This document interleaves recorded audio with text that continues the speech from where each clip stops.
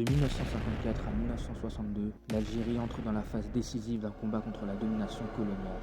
Une guerre brutale, sanglante qu'on a tenté de minimiser. Elle a laissé derrière elle des centaines de milliers de morts, des villages réduits en cendres, des familles brisées à jamais.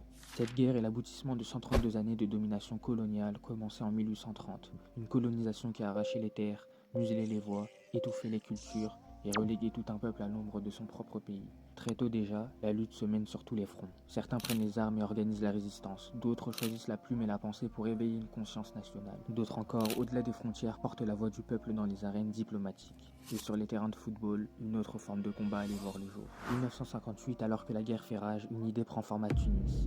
Créer une équipe nationale algérienne qui représenterait le combat pour l'indépendance. Mohamed Boumezrag, ancien joueur et militant du Front de Libération Nationale, en est l'architecte. Il approche les footballeurs algériens évoluant en France, la plupart en première division, certains même déjà appelés ou pressentis pour porter le maillot de l'équipe de France.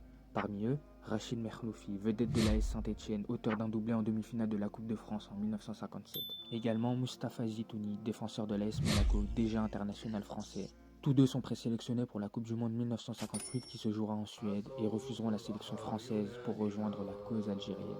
Avec eux, Abdelaziz Ben Tifour de Monaco, Saïd Ammara de Strasbourg, Mohamed Maouche de Reims, Kadour Bekhloufi et Abdelrahman Boubaker de Monaco. Tous au sommet de leur carrière, tous décident de tout quitter.